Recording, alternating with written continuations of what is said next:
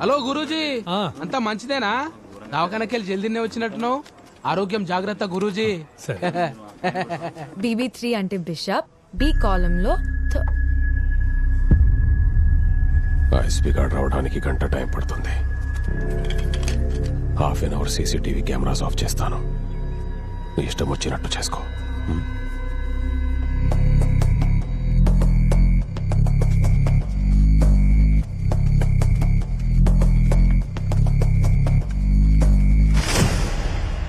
రాజు వీడే కదరా. రాజును కదల్చడం కుదరదు. నేను రాజునే కదా. రాజు రాజుని కదిపితే తప్పేంటి ముసలోడా? రూల్స్ ఒప్పుకో. ఈ జైల్లో రూల్స్ ఎవరు రాస్తారు?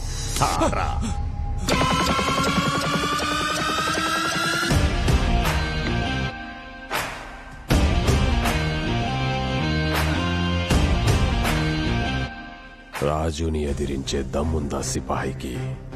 యుద్ధం మొదలు పెట్టేదే సిపాయి.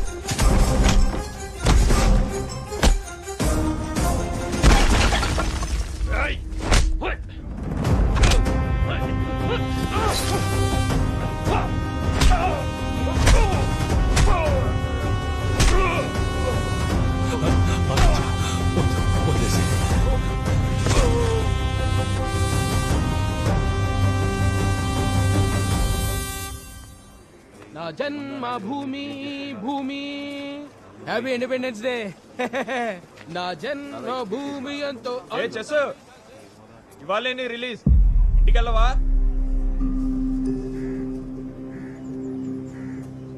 ఎమోషనల్ అవ్వకండి, చెప్పింది గుర్తుందిగా.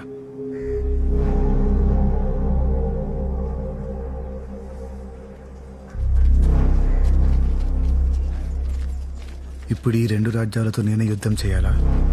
వర్ణ, మీరెవరు? ఆదిత్య ఇచ్చాడమ్మా నీ నంబరు. యుద్ధం అయితే తప్పట్లేదు, కానీ మనసుతో చేయాలా, బుద్ధితో చేయాలా? యుద్ధం దేంతోనైనా వేసే ప్రతి అడుగు విముక్తి వైపే వేయాలి. ఎవరమ్మా నువ్వు? నా పేరు యాత్ర.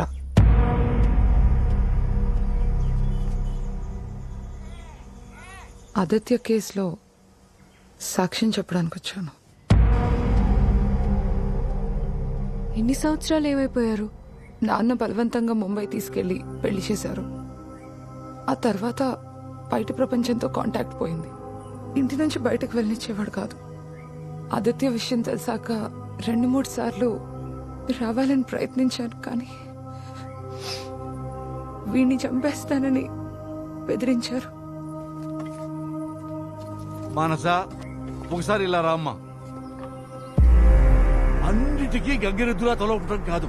వచ్చింది యాత్ర కాదని నాకు డౌట్ గా ఉంది. వాడే అమ్మాయిని పంపుంటాడు. ఇలా సడన్ గా వచ్చేసరికి నాకేం అర్థం కావట్లేదు. నాకు అర్థమైంది. నా కెరీర్ లో దొంగ సాక్ష్యాలను ఎన్నో చూశాను. అవన్నీ చిన్న చిన్న కేసులు. కానీ ఇది అలా కాదు. చిన్న తేడా వచ్చిందో నీ కెరీర్, నీ రెప్యుటేషన్, నీ లైసెన్స్ అన్ని క్యాన్సిల్ అయిపోతాయి. ఇక నువ్వు జీవితంలో లా ప్రాక్టీస్ చేయలేవు.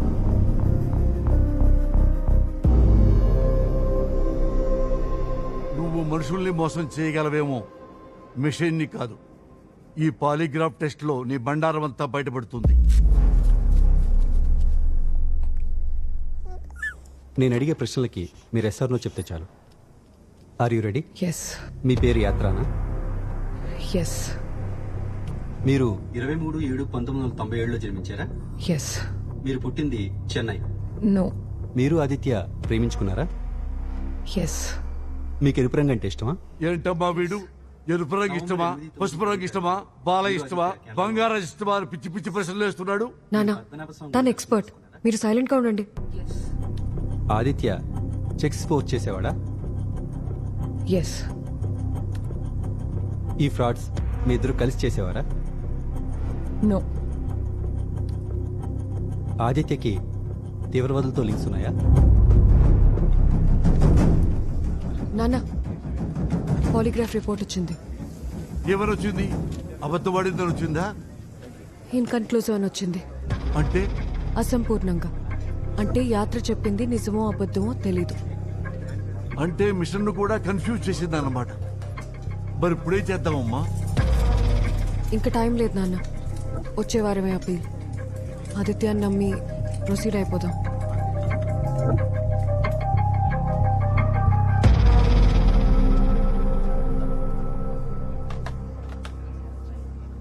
ఆదిత్య, ఎలా ఉన్నావు?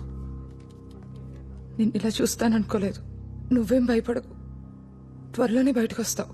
భయం దేనికి? నువ్వు వచ్చావుగా.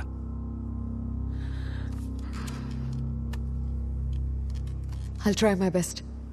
ఈ కేసు మనం తప్పకుండా గెలుస్తాం. ధైర్యంగా ఉంటాం.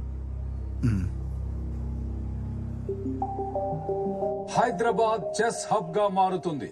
మరికొద్ది రోజుల్లో జాతీయ స్థాయి చెస్ టోర్నమెంట్ కి హైదరాబాద్ మహానగరం ఆతిథ్యం ఇవ్వనుంది. ఈ mega event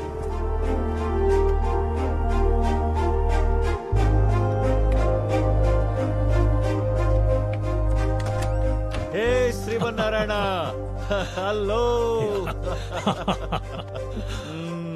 come sit sit. Long time. So ఎలా ఉన్నావు? ఎలా ఉన్నావు? ఏం చేస్తున్నావు? ఇలాంటి ప్రశ్నలు అడిగే సమయమే లేదురా. ఏంట్రా జైల్లో ఫిలాసఫీ అబ్బినట్టుంది? కాదురా, జైల్లో ఆదిత్య అనే ఖైదీ చెస్ అద్భుతంగా ఆడుతున్నాడు. అద్భుతంగా అంటే? విశ్వనాథన్ ఆనంద్, కాస్పరో. అయితే ఇంకేంట్రా, కుర్రో రిలీజ్ అవ్వగానే ఫెడరేషన్ తరపు నుంచి పార్టిసిపేట్ చేద్దాం. ఆ విషయం అడగడానికి వచ్చానరా. ఇంతకీ ఏ నేరం చేసి జైలుకి వెళ్ళాడు? ఎప్పుడు రిలీజ్ అవుతున్నాడు? అరే పిచ్చా నీకేమైనా? Hey get back to your game. You too. ఒక ఉగ్రవాదిని ఆడిస్తే నేను ఫెడరేషన్ మూసుకోవాలి. అరే, నువ్వేం చేస్తావో నాకు తెలీదు. వచ్చే నెల జరిగే నేషనల్ ఛాంపియన్షిప్ లో ఆదిత్య ఎలాగైనా సరే నీ ఫెడరేషన్ తరఫున ఆడాలి. నా మాట నమ్మరా? అటువంటి ప్లేయర్ ని మనం ఇంతవరకు చూడలేదు. ఒకే ఒక అవకాశం. రే అది అంత ఈజీ కాదురా. అరే, ఒక్కసారి అతను ఆడి చూడు, ఆ తర్వాత నీ ఇష్టం. ఓకే, ఆదిత్య అంత అద్భుతమైన ప్లేయర్ అయితే ఈ 18 మెంబర్స్ మీద గెలుస్తాడు రామ్. ఈ 18 మందిలో ఒక్కడి మీద గెలవమని చెప్పు, తర్వాత చూద్దాం. సరే, 18 మందిలో ఒక్కడితో ఎందుకు? ఈ 18 మందిని గెలిచే ఆ ఒక్కడితో ఆడతాడు.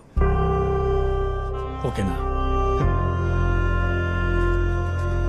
ఇదిగో ఆదిత్య, నీ గురించి ముసలోడు వచ్చాడు. ఏదో అర్జెంట్ అంట. ఆదిత్య, రామ్ నేషనల్ ఛాంపియన్, వాడు నా friend, state chess federation head. నువ్వు గనక రామును గెలిస్తే వాడి ఫెడరేషన్ తరఫున నేషనల్ ఓపెన్ చెస్ ఛాంపియన్షిప్ ఆడడానికి పర్మిషన్ వస్తుంది. ఇవాళ అప్పీల్ హియరింగ్ ఉంది, గుర్తుందా? నువ్వేం టెన్షన్ పడకు, అన్ని సవ్యంగా జరుగుతాయి. రేపు రామ్ వరల్డ్ టూర్కి వెళ్తున్నాడు. అందుకే తప్పని పరిస్థితిలో ఇలా అరేంజ్ చేయాల్సి వచ్చింది. ఇంకా 9 నిమిషాలే ఉంది. మొదలు పెడదామా? ఓకేనా? I okay? కొంచెం నర్వస్ గా ఉంది. టెన్షన్ పడాల్సిన అవసరం లేదు. ప్రాసిక్యూటర్ అడిగిన క్వశ్చన్స్ కి జరిగింది జరిగినట్టు చెప్తే చాలు. C6 D5 అక్కడ కూర్చో.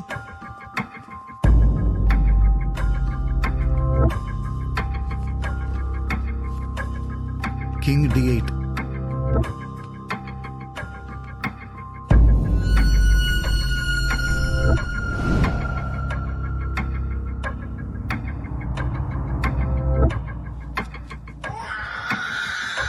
ఏమైంది నాన్న?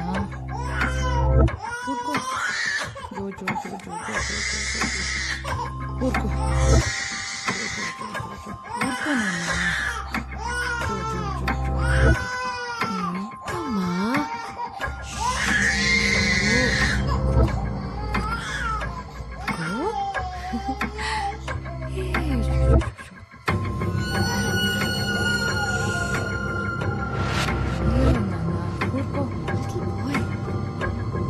రూకీ C8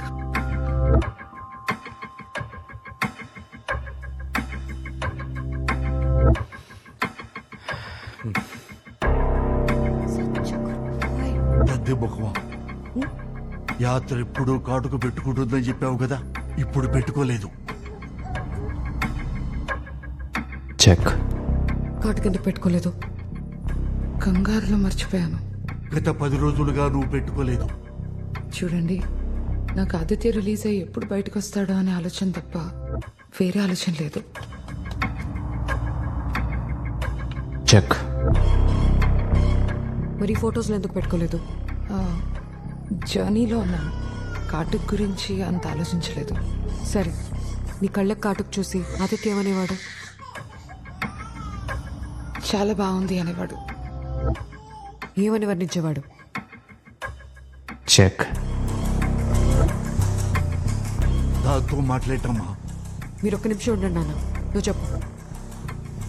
దానికి తెలిస్తే కదమ్మా నీకు చెప్పడానికి.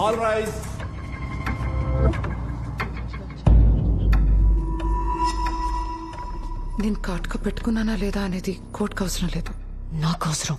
Let's start the proceedings. ఆదిత్యకు వేరే ఆప్షన్ లేదు. ఈ విషయాన్ని పెద్ద ఇష్యూ చేయకండి. ఆదిత్య అమాయకుడు అంటే ఎవరు నమ్మలేదు. నేనొక్కదాన్నే నమ్మాను. నన్నే మోసం చేశాడా? మోసం చేశాడు, కానీ టెర్రరిస్ట్ కాదు. ఫేక్ విట్నెస్ ప్రవేశపెట్టావని తెలిస్తే రేపు నా కెరీరే కాదు, ఆదిత్య క్షమాభిక్ష కూడా తక్కదు. అమ్మా మనసా, ఎస్ యువర్ అన్నా. ఏంటి delay? Start the proceedings. Sorry your honour. Please.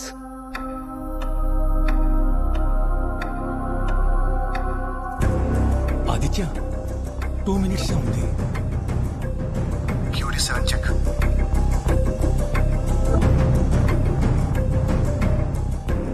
QD7 check. RC5 check. Your honour, client కి లాయర్ కి మధ్య ట్రస్ట్ ఎప్పుడు ఉండాలి. ఆ ట్రస్ట్ మా మధ్య లేదని నాకు ఇప్పుడే తెలిసింది. నేను ఈ కేసు నుండి తప్పుకుంటున్నాను. I'm really sorry for wasting yours and the court's precious time. The court is adjourned. Ram, నువ్వు ఓడిపోయావు. రిజైన్ చేసే. శ్రీ, నువ్వు చెప్పింది నిజమేరా? వీడొక అద్భుతం. చెక్మేట్ చెప్పేంతవరకు ఆట అయినట్టు కాదు. చెక్మేట్. చలబడా, నీ టైం అయిపోయింది. ఇంకో 2 minutes టైం ఉంది సార్. ఇక్కడ కాదురా, ఈ భూమి మీద నీ టైం అయిపోయింది. నీ అపీల్ క్యాన్సిల్ అయింది. లాయర్ నీ కేసు నుంచి తప్పుకుంది.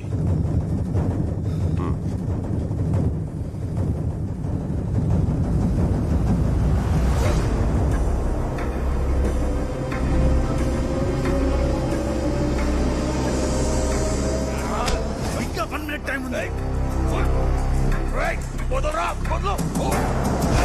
ఆడు QD5 చెక్. చంపేస్తాను రా ఇవాళ.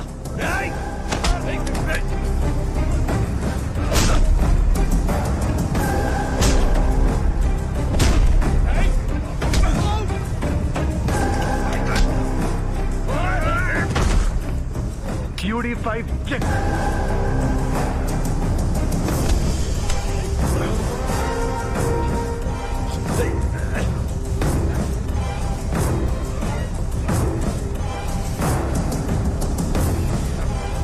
RC5 check.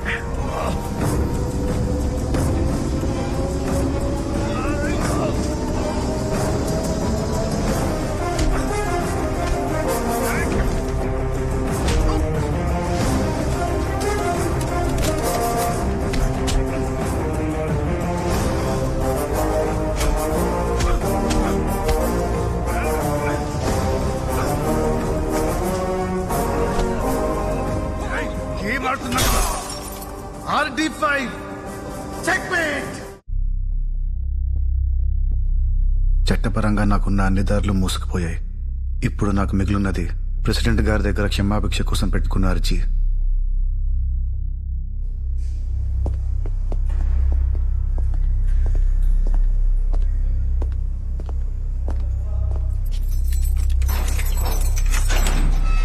ఆదిత్య, ముసలోడు నిన్ను కలవాలంటున్నాడు. 3 నెలల నుంచి జైలు బయట తింటూ అక్కడే పడుకుంటున్నాడు. ఒకసారి వెళ్ళి కలవచ్చు కదా.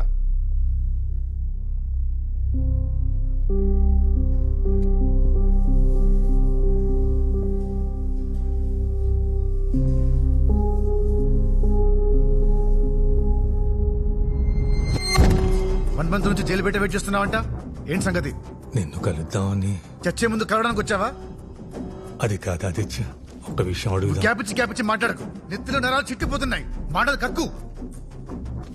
ఇంకో 10 రోజుల్లో నేషనల్ ఛాంపియన్షిప్ జరుగుతుంది. అందులో నువ్వు పార్టిసిపేట్ చేయాలి. చేసిన తర్వాత కామన్వెల్త్, ఆ తర్వాత గ్రాండ్ మాస్టర్, ఆ తర్వాత వరల్డ్ ఛాంపియన్షిప్. నేనా సామా? ఇంత వయసు పెరిగింది, బుద్ధి లేదా? అప్పీల్ క్యాన్సిల్ ఇస్తే ఊరు తీస్తారని తెలుసు. వర్ణపతి కదలికని జాగ్రత్తగా గమనించమని చెప్పానా లేదా?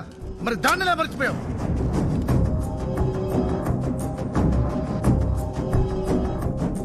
నువ్వు కృష్ణరామ అనుకుంటూ తీర్థయాత్రలకు వెళ్ళు. నా చావు నన్ను చావుని, నన్ను వదిలే. అలా మాట్లాడక ఆదిత్య, నీకున్న టాలెంట్ వేస్ట్ గా పోకూడదు. ఏరా ఎర్రా నీకు దుబాయ్ ఇక్కడి నుంచి. నేనే పోతుంటే నా టాలెంట్ నా తొక్క అంటావేంటి? చావును తప్పించుకోలేనప్పుడు చచ్చిపోతు. నువ్వు లేకపోయినా నీ పేరు శాశ్వతంగా ఉంటుంది. నీలాంటి ప్లేయర్ మళ్ళీ పుట్టడాదిచ్చా. నువ్వేం మాట్లాడుతున్నావో నీకు అర్థమవుతుందా? చచ్చేవాడిని నీ చివరి కోరిక ఏంటి అని అడుగుతారు, కానీ నువ్వు రివర్స్ లో నా కోరిక తీర్చమని చచ్చేవాడిని అడుగుతున్నావు. అంటే నేను గేమ్ ఆడితే నీకు కోచ్గా మంచి గుర్తింపు వస్తుంది, నీ మీద పడ్డ మర్చిపోతుంది, అంతే కదా? అది కాదు ఆదిత్య. శవం మీద చిల్లరేరుకున్నట్టు అనిపించట్లేదా?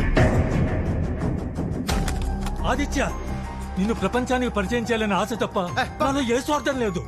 నా కోసం ఏమైనా వస్తే వృత్తి చేస్తారని చెప్పు. నువ్వు ఆడే వరకు ఈ జైలు బయట కూర్చుంటా. గుర్తుంచుకో.